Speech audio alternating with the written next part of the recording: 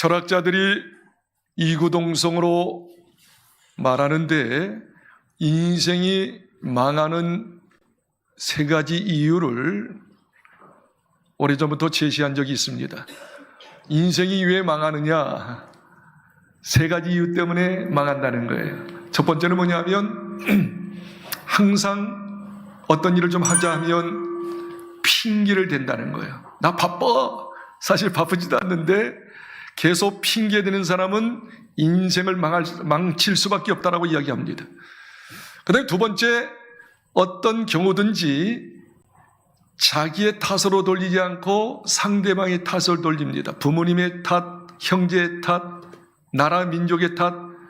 자기는 잘못이 없다는 거예요. 자기가 잘못한 것은 이 주변의 사람, 나라 탓이라고 이야기하죠. 탓을 돌리는 겁니다. 그 다음에 세 번째, 망하는 이유 세 번째가 가장 좀 의미 있는 말씀인데 항상 어떤 일을 좀 하자 하면 미룬다는 거예요. 다음에 할게.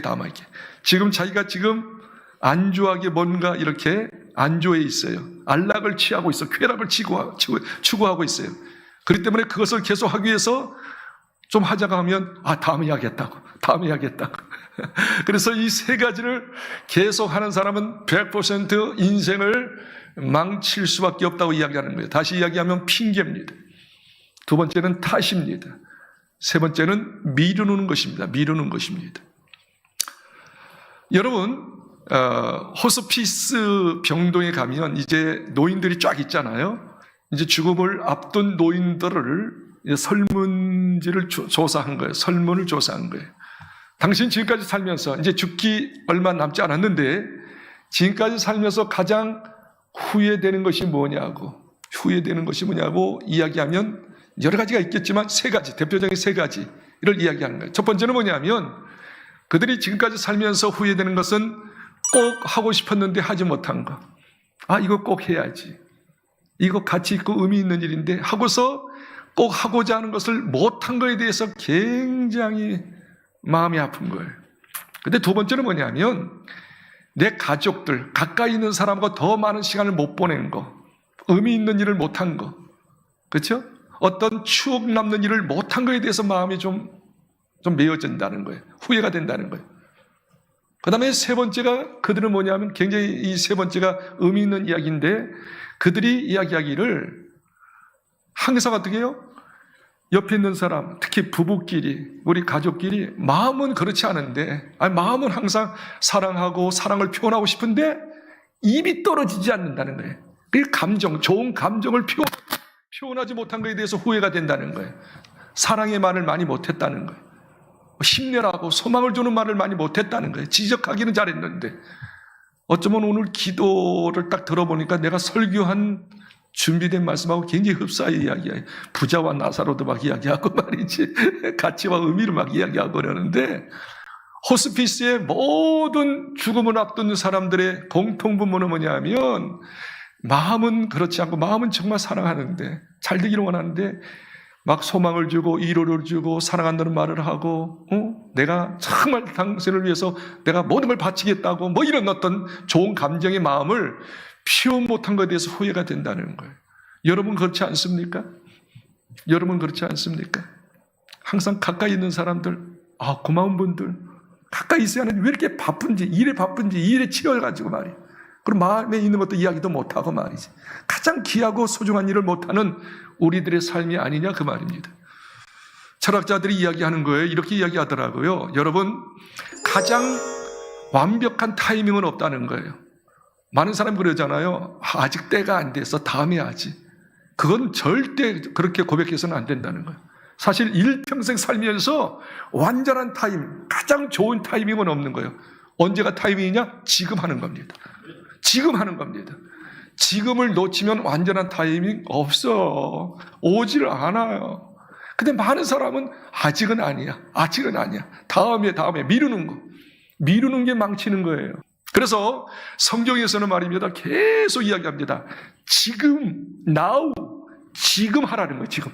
미루지 말라는 거예요. 성경 한번 읽어볼까요? 내일을 자랑하지 마라. 내일, 다음에 할 거야. 내일을 자랑하고 오늘 하루에 어떤 일이 일어날지 모르느니라. 오늘 하루 어떤 일이 일어날지 뭐 교통사고 날 수도 있고 암병 걸릴 수도 있고 아니 심지어 죽을 수도 있잖아요. 내일 보장 못한다고요. 그러면은 내일 차차 하려고 하지 말고 지금 이 시간 이 순간에 하는 것이 복되도다. 믿으시면 아멘. 성경은 이야기하고 있어요. 한번 읽어볼까요? 시편 90편 10절 잘하는 말씀이지만 의미 있게 한번 읽어보세요. 시작. 우리가 연수가 70이요 강건함은 80이라도 그 연수의 자랑은 수고와 슬픔뿐이요 신속히가니 우리가 날아가나이다. 70, 80 인생. 요즘에는 그래도 우리나라 평균 나이가 80 중반은 되더라고. 한 90은 살아요. 그런데 90을 설령 살지라도 아니 100년을 살지라도 성경 이야기합니다. 신속히간이 날아가나이다. 신속히간이 날아가나. 지금 늦은 것 같지? 다 지내고 난 다음에 과거를 보세요. 금방 지냈어요. 그럴 때가 있었어? 그럴 때가 있었어? 벌써 내 나이 60, 70, 80. 무슨 말이죠? 시간이 빨리 흐르니까 지금 제대로 하라. 지금 똑바른 일, 의미 있는 일을 하라. 그 말이 아니겠습니까? 야고보서 4장 14절에 말씀하신 야고보가 이야기했죠. 생명이 뭐냐? 사람이 뭐냐? 잠깐 있다가 없어지는 안개와 같으니라. 제가 여기 온 지 한 4년, 5년 됐어요. 여기 온 지가. 근데 길거리에서 말이면 노인들을 몇 사람 만나요. 오래전에, 한 몇 년 전에. 근데 어느 날 안 보여요, 노인이. 물어보는 거예요. 아니, 그 노인 요즘에 안 보인다고 말이지. 며칠 전에 돌아가셨다고. 며칠 전에 돌아가셨다고. 안 보이니까 물어보니까 돌아가셨대. 다시 말합니다. 인생이 뭐냐, 생명이 뭐냐? 잠깐 있다가, 잠깐 보이다가 없어지는 안개니라. 순간입니다. 여러분, 미루는 게 가장 잘못이에요. 미루면 아무것도 성과가, 열매가 없는 거예요. 지금 하는 거예요. 지금이 완전한 타이밍입니다. 온전한 타이밍입니다. 지금 할 때 겁니다. 할렐루야. 그래서 성경은 이렇게 이야기하잖아요. 고린도후서 6장 2절에 뭐예요?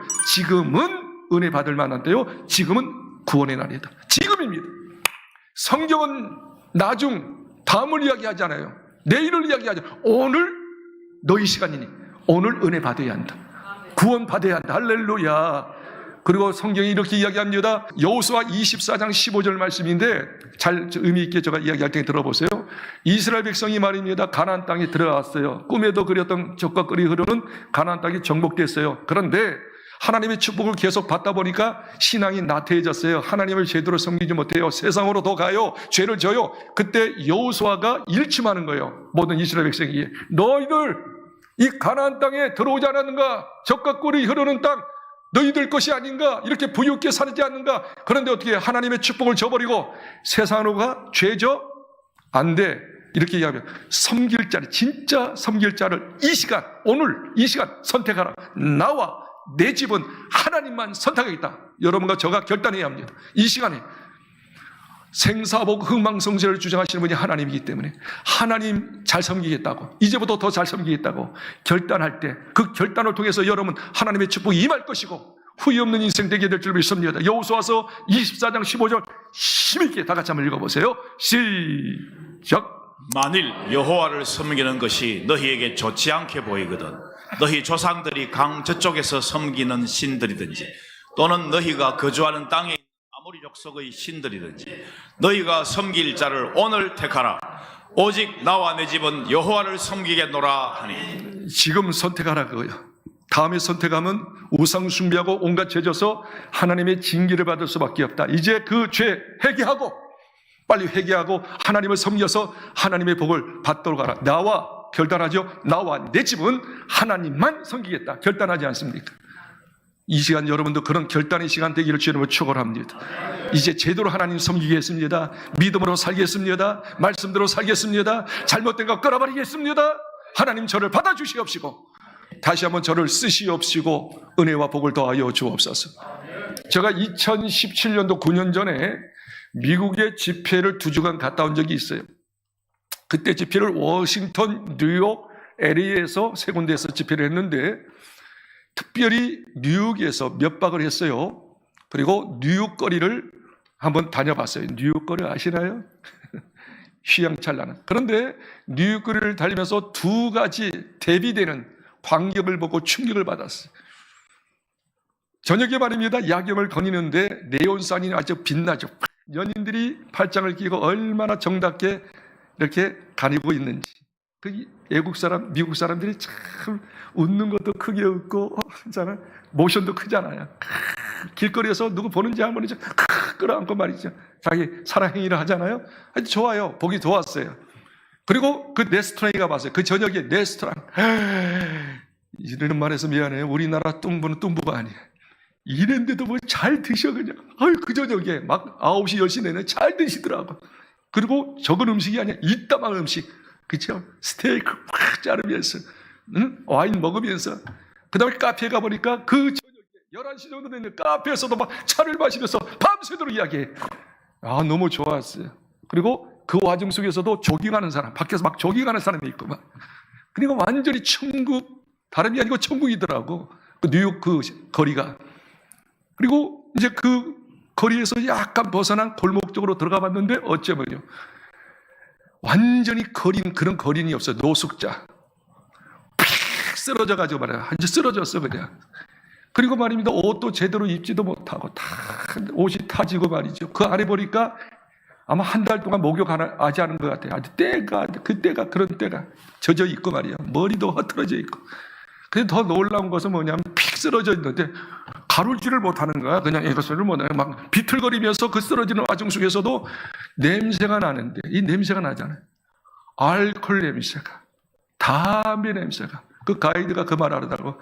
그 냄새 사실 마약 냄새라고. 마약이라고.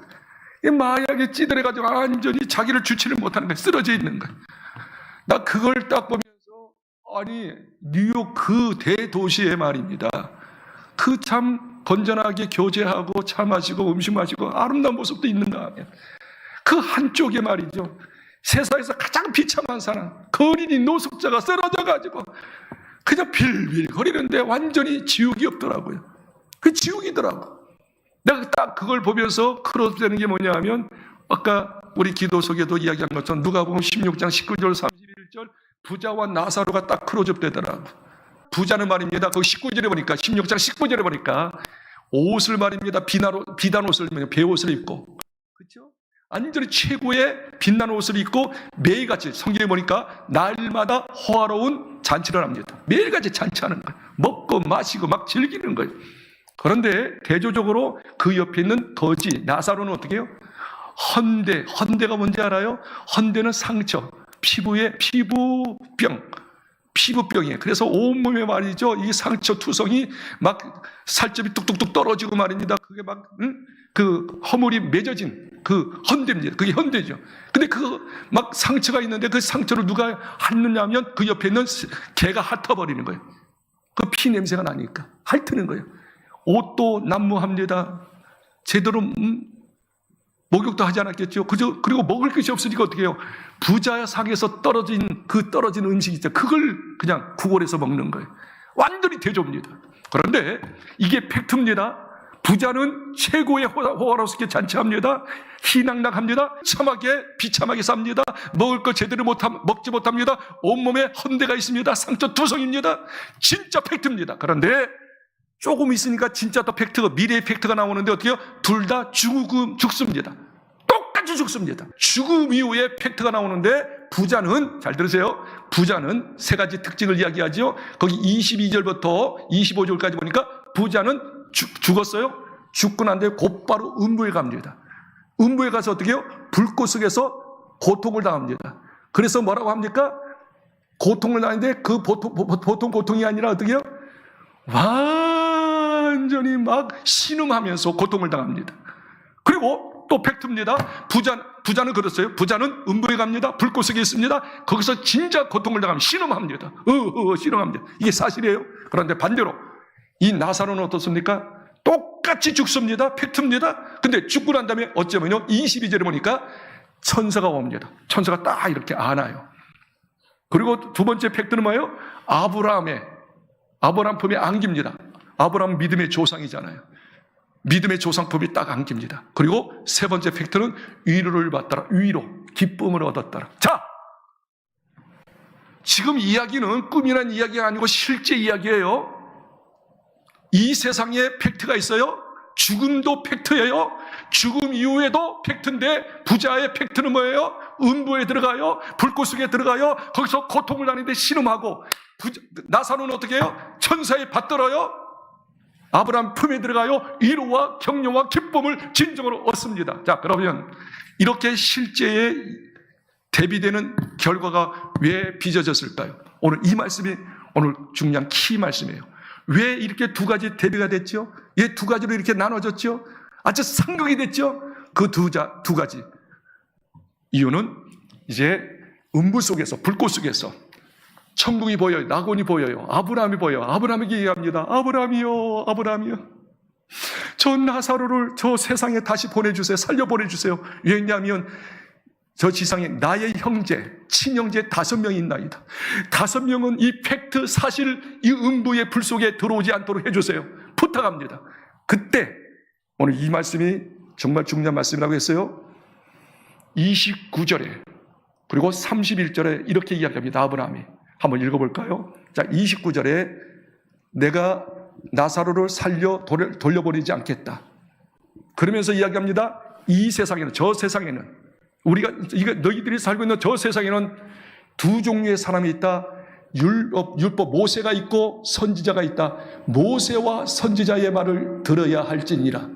그러면서 말하기를 아닙니다, 아닙니다. 모세가 있고 선지자가 있어도 말을 할지라도 우리 형제들이 안 믿을 겁니다. 그러나 죽었다가 살아난 나사로가 이야기하면 내가 천국을 봤다, 내가 음부를 봤다, 지옥을 봤다, 확실하게 죽었다가 살아나 이야기하면 저 형제들이 다 믿을 것입니다. 그러면서 31절에 아니다 이렇게 이야기합니다. 아브라함이 확실하게 얘기하는 거예요.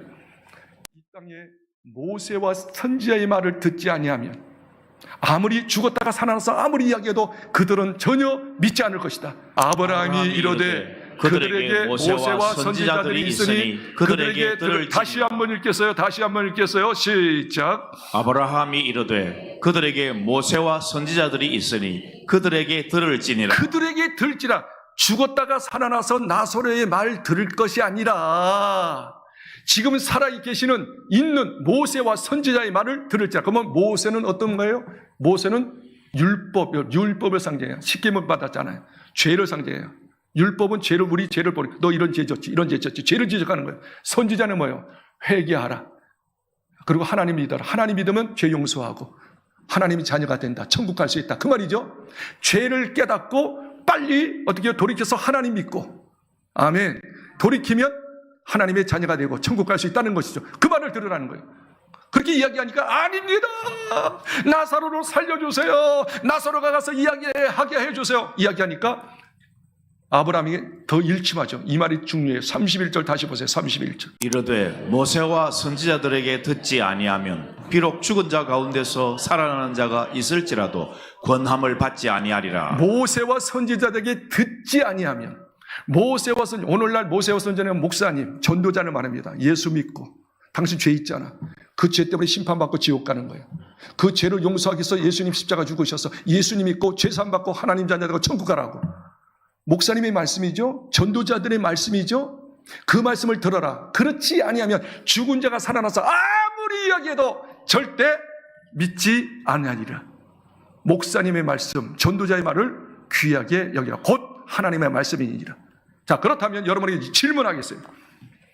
살아생전에 부자와 나사로가 틀림없이 성경에 말씀하시기를 여기 모세가 있다, 선지자가 있다고 그랬어요. 그러면 그 모세와 선지자가 부자에게, 나사로에게 복음을, 하나님 말씀을 이야기했을까? 틀림없이 했지. 그러면 한번 더 봐요. 틀림없이 모세와 선지자가 부자에게도 이 거지에게도 복음을 증거했단 말입니다. 그런데 부자는 어떻게 반응했을까요? 안 들었어요. 왜? 지금 연락해야 하니까, 호화 잔치해야 하니까, 바쁘니까, 다음에 믿을게. 미룬 거죠. 핑계대고 미룬 거죠. 그러나 나사로는 어떻게 해요? 자기 형편이 그러니까, 아무것도 없으니까, 알았어요. 믿겠습니다. 그래서 나사로의 이름의 뜻이 뭐예요? 하나님은 나의 구원이시다. 하나님만이 나를 도와주신다. 따라합시다. 하나님이 나를 도와주신다. 구원자시다. 하나님을 절대적으로 믿은 거예요. 진짜 의지할 게 없으니까 믿은 거예요. 그리고 죽었어요. 죽고 난 다음에 천지차이죠? 다시 말하면 기회를 다 주었어요. 기회가 있었어요. 믿을 기회가 있었어요. 그러나 어떻게 해요? 부자는 다음에 미룬 거예요. 타부시하는 거예요. 핑계댄 거예요. 그러나 나사로는 그 즉시 믿은 거예요. 자, 그러면 이렇게 내세 미래의 결과가 나타난 열매의 그 결과는 어떻게 해서 그렇게 됐습니까? 부자는 낙원에 가서 음부에 가서 불 그 속에서 지옥 형벌 받는 그 비극이 되고, 나사로는 낙원에 가서 아브라함 품에서 정말 위로받고 격려받는 그 놀라운 복을 받은 그 결과의 빚어짐의 원인이 뭡니까? 한번 크게 한번 따라하세요. 미움과 결단. 미움이요, 미움. 다음에 믿지. 뭐 차차 믿지. 지금 바빠. 친구들 찾아왔어. 잔치해야 해. 이것도 해야 해. 미움이죠, 미움. 그 다음에 나사로는 미움이 아니고 결단이죠. 먼저 한 것이죠. 우리 신앙생활 할 때도 똑같아요.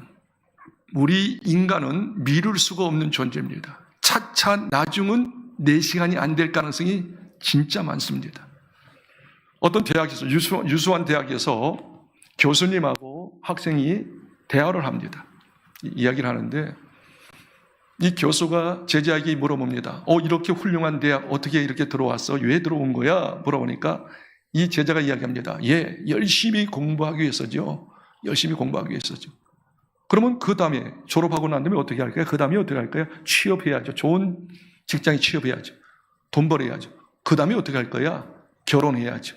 그 다음에 어떻게 할 거야? 자녀 낳아야죠. 그 다음에 어떻게 할 거야? 돈 벌어가지고 집 사야죠. 그 다음에 어떻게 할 거예요? 여행도 해야죠. 그 다음에는 어떻게 할 거야? 우리 자녀들 또 교육시키고 또 결혼시키고 또 내가 나이 들죠. 그 다음에 어떻게 되지? 당신 나이 들고 늙으면 어떻게 죽죠? 그 다음에는 몰라요. 그때 교수가 예수 믿는 교수이기 때문에 부자와 나사로를 이야기한 거예요. 부자 돈 벌었어, 출세했어, 연락했어. 죽고 난 다음에 어떻게 됐지? 음부에 들어가서 고통당해서 팩트야, 실제야, 이 거짓말 아니야? 만약 거짓말하면 성경을 찢어버려야지. 예수님이 본 걸 이야기하신 거야. 그럼 나사로는 어떻게 했어? 하나님 믿었죠? 죄사함 받았죠? 결국 어떻게 해요? 이 땅 떠나고 난 다음에 천사에 받들어서 아브라함 품 들어가서 위로받고 격려받고 행복을 누리게 됐지. 당신은 지금 현재 이쪽 간다면 어떻게 될까요? 부자가 되겠네요. 예수 믿어요. 구원받으세요. 그래서 예수 믿었다는 실제가 있어요. 사랑하는 성도 여러분, 우리 성도, 구원받은 성도들은 어떻게 이제 살아야 할까요? 어떻게 살아야 할까요? 예수 믿고 구원받은 사람 죄 안 짓지 않지요? 저도 죄 짓지요? 여러분도 죄 짓지요? 잘못하지요? 그런데 어떻게 해요? 죄 짓고 난 다음에 그걸 버려야지요? 아니야. 내가 아직은 힘들어. 내가 다음에 버릴게. 다음에 할게. 미루죠? 제가 어떤 권사님하고 이야기를 했어요. 근데 권사님이 나한테 진심으로 이야기하더라고요. 저하고 이제 1대1로 이야기하는데, 목사님, 나는 목사님 말씀 들을 때마다 찔립니다. 솔직히 찔립니다. 그런데 목사님 말씀을 들을 때 찔리고 후회는 되는데 회개가 잘 안 되네요. 결단이 잘 안 되네요. 그 죄를 틀림없이 목사님이 옳은 말씀만 해. 어찌면 그렇게 콕콕 집어내는지 모르겠대. 그냥 아파 죽겠대. 그냥 그래 찔린대. 잘못된 건 안 돼. 근데 뉘우침은 있는데 버리지를 못한대. 여전히 똑같대. 목사님 나 어떡하죠? 그래서 제가 기도를 해드렸어요. 이게 오늘날 성도들의 문제, 저도 문제고 여러분의 문제도 그거예요. 하나님 말씀을 너무너무 잘 알아요. 기도할 때 진짜 그대로만 살면 얼마나 좋겠어. 설교 그대로만 살면 얼마나 좋겠어. 근데 살지 못하잖아. 그리고 여러분이 이렇게 설교를 못할지라도 양심의 가책이 있어서 내 예수 믿는 사람이 집사인데 이렇게 살아야지. 다 있잖아, 기준이. 근데 살아요. 못 살잖아요. 뉘우치기는 잘해요.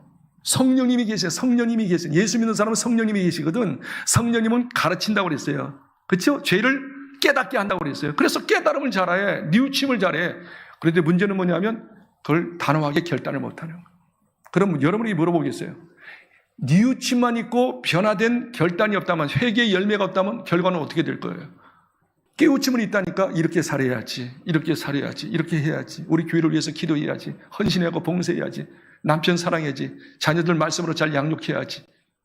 그런데 어떻게 해요? 뉘우침은 있는데 결단이 없어. 회는 있는데 회, 뉘우칠 회, 회는 있는데 개, 돌이키지는 않는, 버리지는 못해. 버리는 열매가 없는 거예요. 그러면 그게 뭐예요, 신앙생활이? 평생 그렇게 신앙생활 해가지고. 죄송하지만 주님 앞에 진짜 어떻게 무슨 말을 들을까? 지옥 가지는 않고 천국 갈 거예요, 틀림없이. 물론 기쁨은 있어요, 없는 게 아니죠. 그러나 상급받는 주변의 사람 다 상급받는데 내가 상급이 없다. 칭찬받는데 칭찬받지 못한다. 이 괴로울 거 아니겠는가? 그래서 성경이 이야기합니다. 너희들이 죄를 지을 때 빨리 고백하라. 그리고 버려라.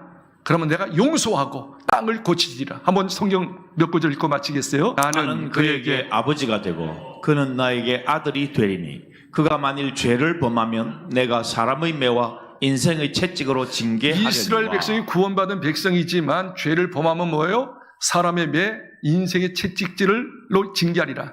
그렇죠? 여러 가지 형벌이 있다라고 이야기하죠. 그러면서 역대하 7장 14절 보세요.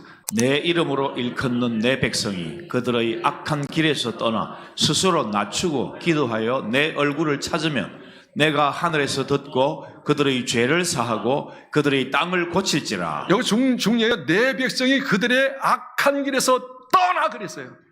그리고 하나님의 얼굴을 구하면 어떻게 해요? 죄 용서할 뿐만 아니라 땅을 고쳐 회복시켜 주신다. 떠나는 거예요. 떠나는 거. 믿으시면 아멘 하시기 바랍니다. 그래서 잠언서 28장 13절 단호하게 이야기하고 있는 거 한번 같이 읽어볼까요? 잠언서 28장 13절 시작. 자기의 죄를 숨기는 자는 형통하지 못하나 죄를 자복하고 버리는 자는 불쌍히 여김을. 자복하는 것은 죄를 뉘우치는 거. 잘못했어요. 잘못해서. 그게 하나님께서 기뻐하지 않는다. 그 다음 뭐예요? 버리는 자, 돌이키는 자, 그 죄를 끊어버리려고 하는 자. 복이 있도다. 예수님께서 바리새인들에게 야단쳤잖아요. 겉으로 말입니다. 막 고백하죠. 잘못했습니다. 회개를 하는데 회개 열매가 없는 거. 그래서 채찍질하면서 말하기를 마태복음 3장 8절에 너희는 회개에 합당한 열매. 정말 죄를 고백했다면 합당한 열매, 변화된 열매가 있어야 하느니라. 할렐루야. 변화된 열매가 없으면 내가 도끼를 가지를 치듯이 쳐버리겠다. 징계가 내린다 그래요. 그래서 결론적으로 이렇게 이야기하고 싶어요. 히브리서 12장 4절에 사랑하는 성도들아, 사랑하는 부모님은 자녀를 사랑하기 때문에 잘못했을 때 채찍질한다, 징계한다. 그러니까 그 징계 받기 전에 너희들이 돌이키는데 죄를 없애야 하는데 어떻게 없애느냐? 히브리서 14장 4절에 너희가 죄와 싸우되 피 흘리기까지 싸워라.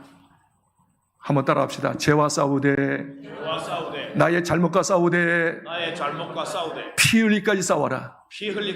피 흘리기까지도 뭐요? 내가 어떤 희생을 감수하더라도 이것을 짓지 않는다. 죽으면 죽었지 이 죄 짓지 않는다. 결단하라고요. 고백만 하지 말고 입술만 뉘우치지 말고 그걸 단호하게 피 흘리기까지 싸워라. 어떤 희생을 받더라도 어떤 고난이 받더라도 죽으면 죽을지라도 이 죄 끊어버리겠다고 하는 결단이 있어야지만이 너희들이 어떻게 해요? 내 사랑을 받고 내 은혜를 받고 다시 한번 너희들이 일어설 수 있느니라 말씀하고 있습니다. 다시 이야기합니다. 오늘 말씀의 결론은 이겁니다. 초기에 제가 이야기했죠. 세상 철학자들도 이야기합니다. 인생 망하는 거 세 가지. 첫째, 핑계대는 거예요. 남의 탓대는 거예요. 마지막, 미루는 거예요. 알면서도 미루는 거예요. 그런데 성경이 이야기합니다. 지금은 내 시간이지만 내일은 네 시간이 될 수 없다. 후회해도 회개하려고 해도 영원히 할 수 없다. 지금 해야지만이 여러분에게 참된 용서가 있고 은혜가 있고 다시 회복이 있고 하나님의 축복이 있느니라. 미루지 않는 저와 여러분 되기를 주의 이름으로 축원합니다.